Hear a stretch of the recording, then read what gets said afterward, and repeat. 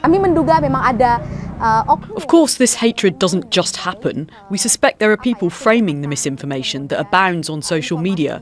It doesn't happen by itself.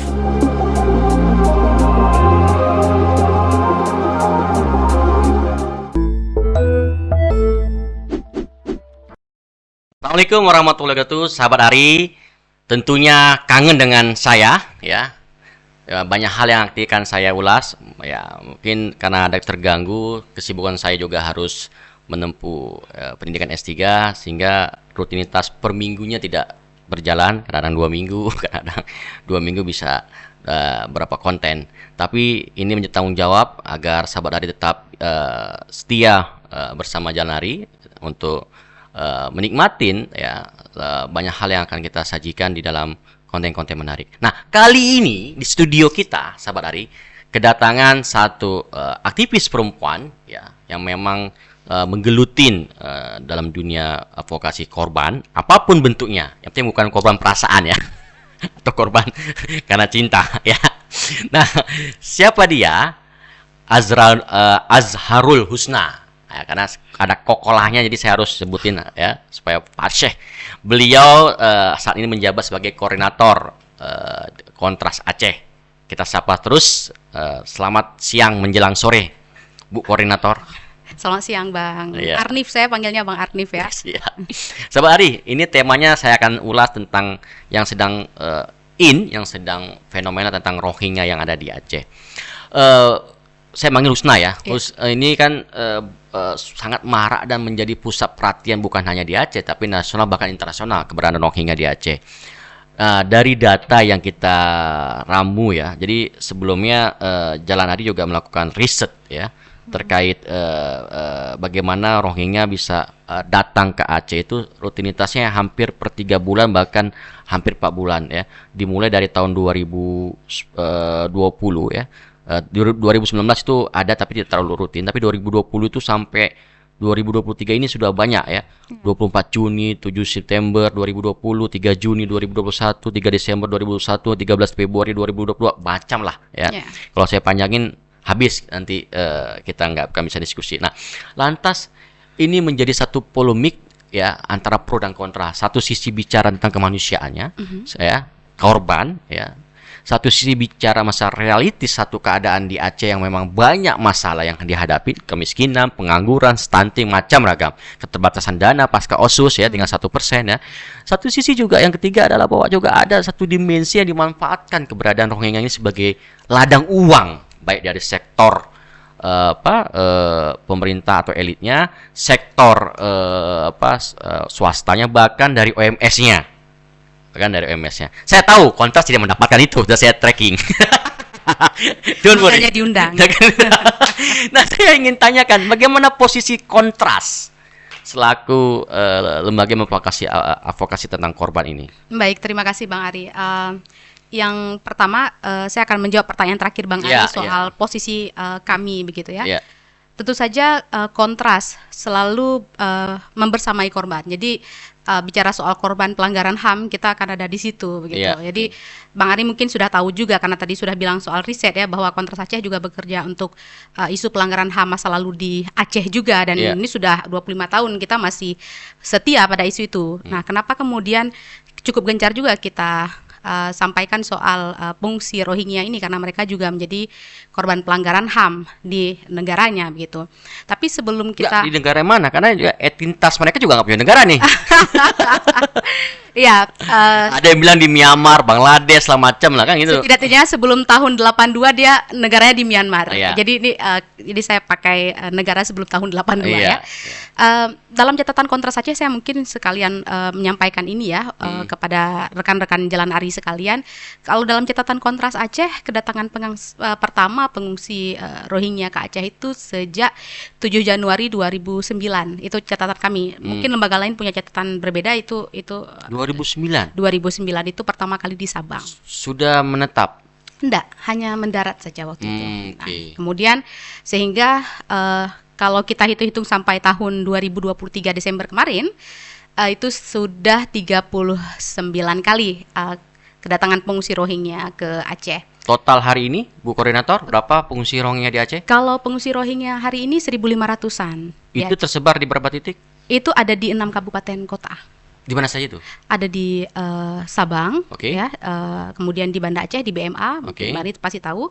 Kemudian di PD ada 3 wilayah, ya, ada 3 daerah maksud saya. Kemudian ada di Biren, di di tempat pelatihan ya BLK, kemudian ada di Luxmawe dan di Aceh Timur di ID Sport Center. Tapi tentu saja pengungsi yang 1.500-an itu bukanlah pengungsi yang dari awal tahun 2009 tadi yang kita sampaikan. Iya, saya tahu. Nah, dalam pengamatan kami dulu pengungsinya setahun sekali, setahun 2 kali atau 2 tahun sekali kedatangannya nih ya, gitu. Tapi kemudian setelah junta militer tahun 2021, jadi sejak 2021 itu memang sangat meledak gitu. Jadi kedatangannya bisa sampai 9 sampai 10 kali per tahun. Mulai kapan? 2021. Itu memang sangat tinggi. Kemudian data kami di tahun 2020 ya. Oh ya, ya kalau kontras Aceh 2021 itu sudah kemudian melejit dia tinggi. Jadi bahkan sampai 10 kali kedatangan ya, 9 sampai 10 kali kedatangan. Jadi tapi itu kemudian begitu kita tarik korelasi juga tidak lepas karena junta militer. Jadi setelah 2020-2021 itu ada junta militer. Nah, perkembangan Rohingya ini kan seperti yang kita sampaikan sebelum tahun 82 dia bersama dengan Myanmar gitu ya. Jadi dia di Myanmar. Jadi dia adalah warga negara Myanmar termasuk founding father-nya gitu. Jadi beberapa pengungsi Rohingya, jadi Kontras Aceh melakukan riset juga, itu adalah termasuk pendiri negara begitu. Nah, tapi setelah tahun 82 itu kemudian ada undang-undang kewarganegaraan, lalu Rohingya di-exclude. Nah, juga pernah terjadi di satu masa, ini mirip dengan Aceh nih Bang, karena kita pernah punya KTP merah putih. Nah, pengungsi Rohingya pernah punya KTP putih juga, khusus untuk memilih saja, pemilu saja. Lalu setelahnya dicabut.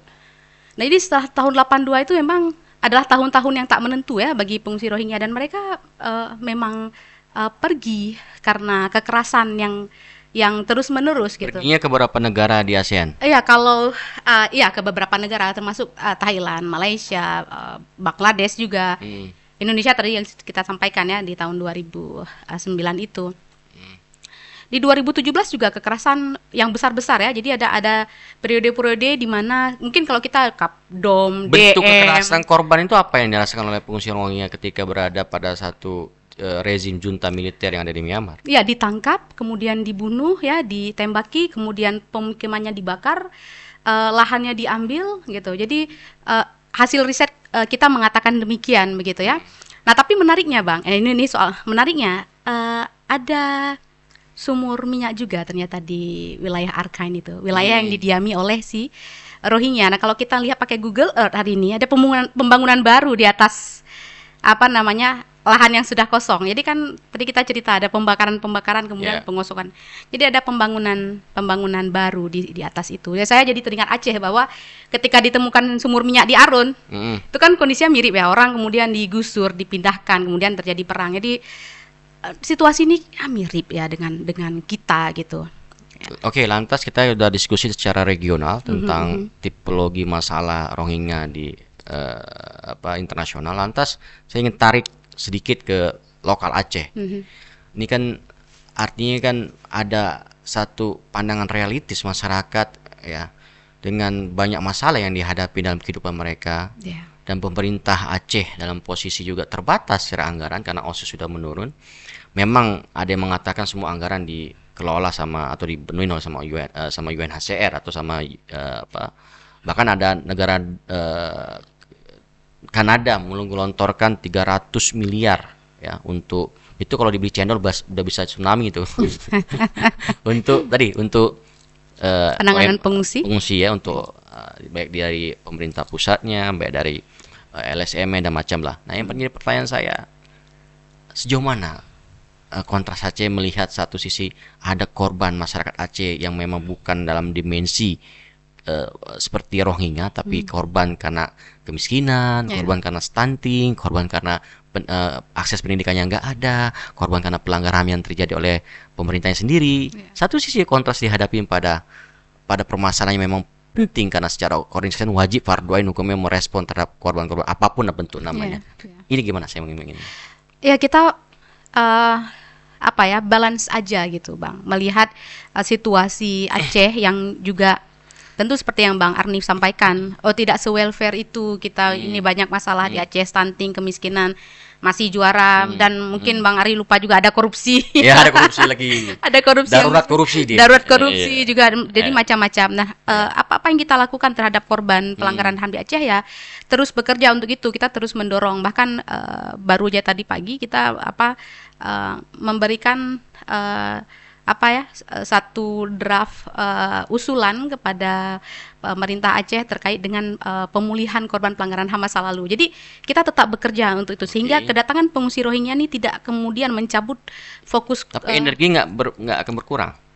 Enggak, karena nih dari mana energi didapat Bang? Kalau dari cinta terhadap bangsa kan ya udah beda gitu ya. The power of love ya.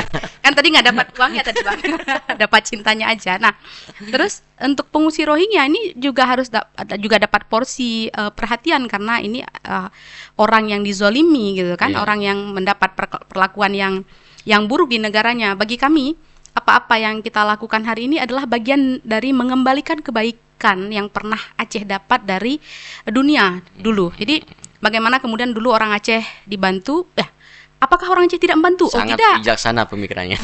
Saya tidak mengatakan bahwa orang Aceh kemudian menolak, enggak, karena itu adalah patahan-patahan lain dari hal-hal lain gitu. Jadi sangat baik. Orang Aceh ini kan sangat lemah hati. Pemulai jaminnya sangat.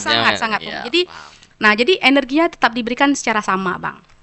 Nah, kita harus lihat juga nih masalah pengungsi Rohingya dengan masalah rakyat Aceh kan sebenarnya adalah dua hal yang berbeda begitu. Yang satu masalah dalam negeri, yang satu pengungsi dunia. Namanya pun sudah pengungsi dunia.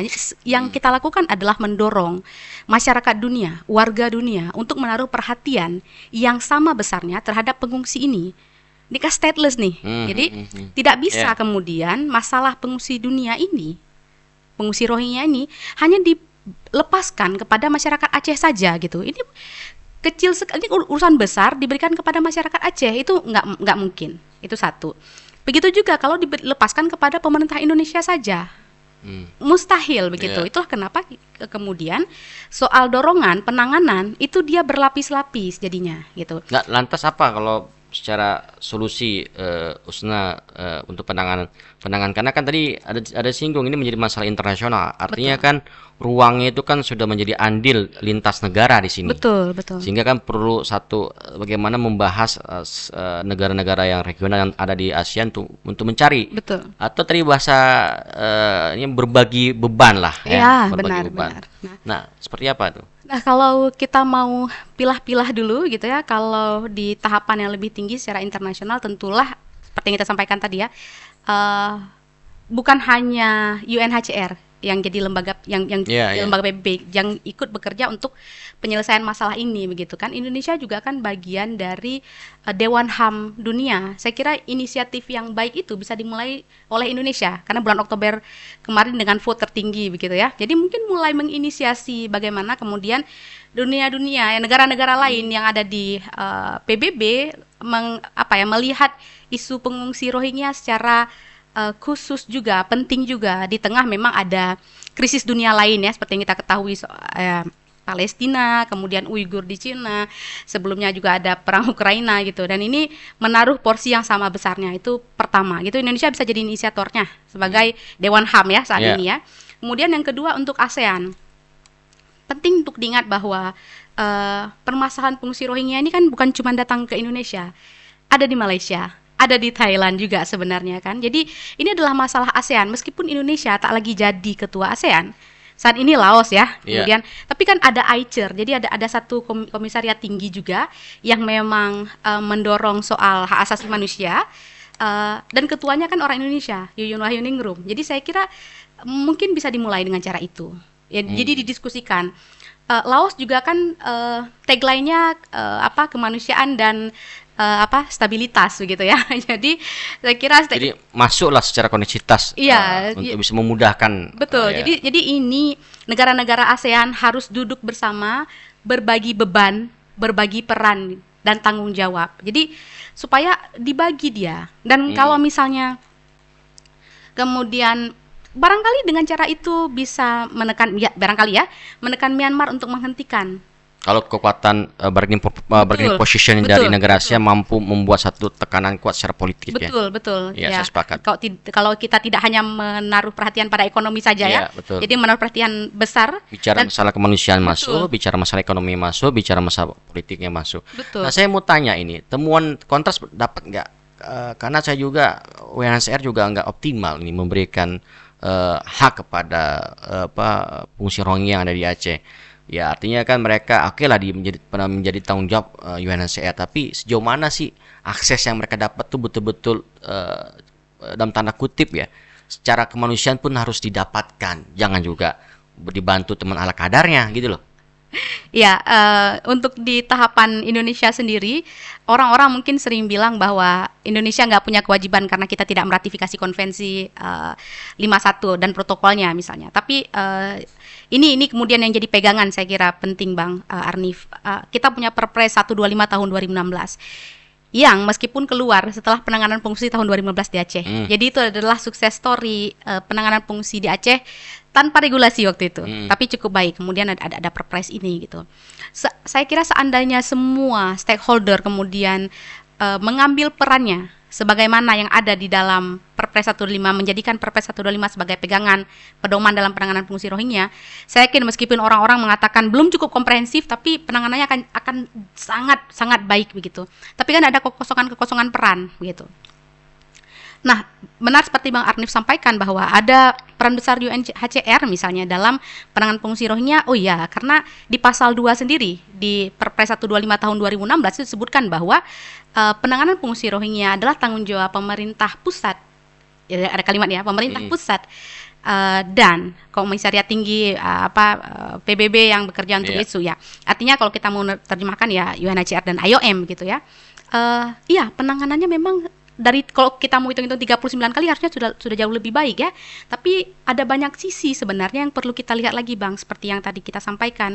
Ada banyak kekosongan peran di situ. Ya, saya mau konkret dengan UNHCR IOM.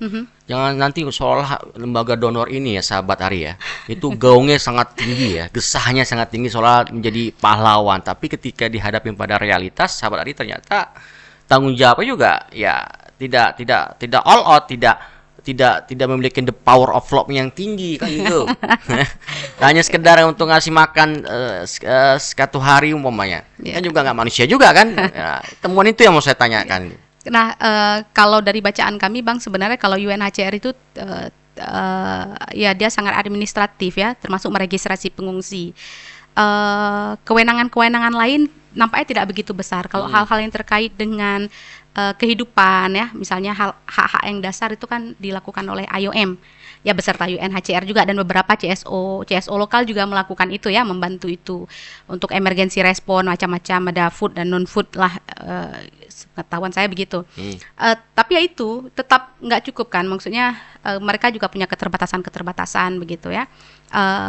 Penanganannya ini kan karena kedatangan yang bertubi-tubi kan jadi cukup sporadik gitu ya, karena kita nggak menjadikan Perpres sebagai pegangan. Dengan saya masih belum logika juga ketika mereka terbatas, uang internasional itu kan unlimited menurut saya. Harusnya kan apalagi tadi saya singgung di awal ada kucuran dana dari Kanada 300 miliar kan.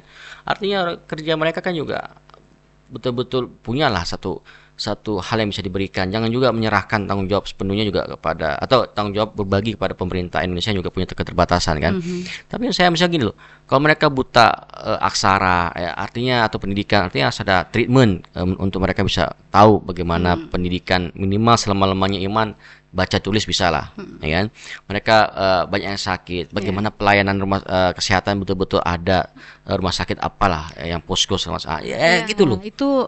Itu yang maksud saya. Nah ada keterbatasan lain kan, soal misalnya tempat Bang. Jadi sebelum Minaraya misalnya overload, dalam pantauan kami memang ada kelas-kelas yang informal itu ada di dalam Minaraya, site Minaraya gitu ya. Tapi setelah overload memang itu jadi agak sulit dilakukan begitu. Kesehatan juga setahu kami IOM juga bekerja sama dengan puskesmas terdekat macam-macam. Tapi untuk detail di mana loss-nya gitu ya, mungkin kita perlu ngobrol lebih dalam juga dengan teman. Ya, makanya saya penting kontras menyorot betul nggak IOM dan UNHCR serius untuk menangani Rohingya, jangan cuma ngomong doang ya. Itu menjadi satu hal yang agak, karena gini, bisa saja ngapain harus di Aceh kan juga umpamanya kan ada Pulau Galang itu. Kan Pulau Galang aja didorong ke sana semua. Ya memang ada narasi-narasi itu yang sekarang sedang berputar-putar ya Bang ya. Jadi satu sisi seolah-olah ingin bicara kemanusiaan tapi tidak memberikan rasa kemanusiaan yang baik ya, maksud saya yang baik, yang totalitas ya. Hanya sebatas pencitraan juga nggak baik secara tanggung jawab secara tanggung jawab penggunaan dananya, tanggung jawab secara moral. Ya. Penanganan pengungsi memang cukup terbatas Bang di Aceh. Kalau kita mau pakai perpres, bahkan standarnya untuk misalnya ditempatkan di di Desa Kulam misalnya, itu kan masih di pinggir laut, hanya pakai tenda saja, beratapkan tenda saja, itu kan juga orang bisa masuk angin ya setiap hari.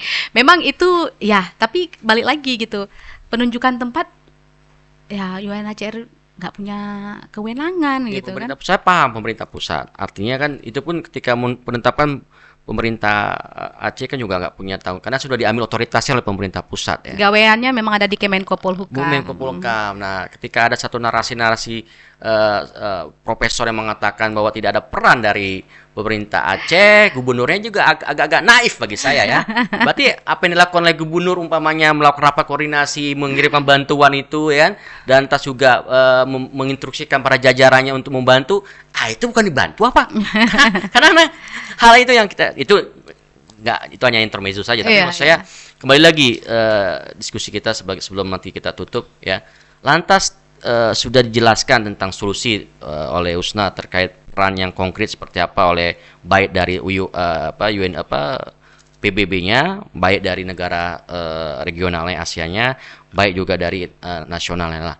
Lantas sampai kapan kita akan bantu Rohingya sebagai closing statement pertanyaan saya ini? Tentu saja saya tidak bisa menjawab Bang sampai kapan. Tapi yang bisa saya sampaikan adalah kapanpun saat ada korban, orang-orang teraniaya, mustahil bagi kita untuk diam gitu.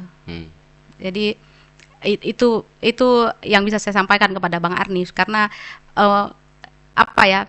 kejahatan itu kan kadang-kadang terjadi karena kita juga memilih diam gitu ya. Jadi bicara jadi satu hal begitu. Termasuk ya itu mendorong Myanmar, kemudian kita kan terus koordinasi nih, misalnya terus bicara diskusi supaya Myanmar juga menghentikan kekerasan yang ada di negaranya.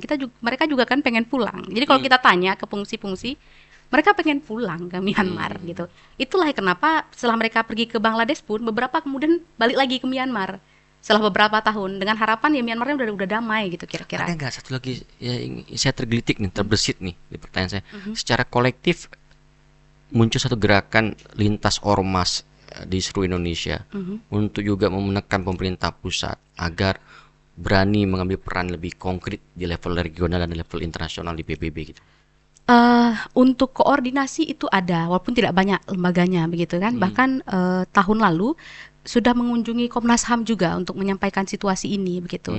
Tapi nampaknya memang belum ada follow up dari pemerintah. Blueprint-nya lah, roadmap-nya. Betul. Bahkan kan kita agak kecewa juga misalnya ketika Kemenko Polhukam kemudian hanya mengeluarkan, ya pemerintah sudah 3 kali mengeluarkan surat misalnya permohonan tempat ada di Scout Camp, mungkin Bang Arif juga tahu ya, kemudian bilang ado. Terakhir pernyataan beliau misalnya di media soal PMI begitu ya.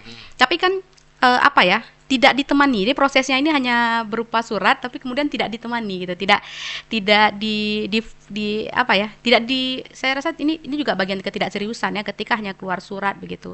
Jadi pemerintah pusat juga nggak boleh membiarkan pemerintah Aceh ini sendiri menangani pengungsi Rohingya. Jadi para pihak kita harapkan harus serius dan berkomitmen. Ya, yang paling sulit kan membuat janji gampang, menepati janji itu susah. Ini sama. Membuat perpres gampang. Menjalankan. Berkomitmen terhadap perpres ini itu jadi sulit. Itulah membuat penanganan pengungsi Rohingya di Aceh itu untuk hal-hal baiknya ya itu hampir jauh panggang dari api begitu. Nah, sebagai penutup pernyataan diskusi di Jalan Ari, apa pesan bijak sebagai seorang koordinator Kontras Aceh untuk semua stakeholder yang akan nonton baik di Aceh nasional maupun internasional? Ya, saya mau sampaikan seperti yang saya sampaikan tadi kepada Bang Ari sebelumnya, para rekan sekalian, ya sebagai organisasi masyarakat sipil tentu tugas kita mengisi tempat-tempat ruang-ruang kosong ini, termasuk kemudian mengingatkan pemerintah tentang perannya sebagai mengingatkan dia sebagai Dewan HAM PBB ya. Mustahil kemudian jika keluar pernyataan-pernyataan yang nampaknya melukai kemanusiaan itu sendiri. Jadi sama-sama kita dorong penanganan pengungsi Rohingya itu ke jalan yang ma'ruf. Kalau ini ada jalan ARI, ada jalan yang lebih ma'ruf gitu. Dengan cara apa? Tentu saja stakeholder ini memegang Perpres 125 sebagai panduan dalam penanganan pengungsi. Mungkin itu Bang pesan pentingnya, berkomitmen gitu. Oke, siap.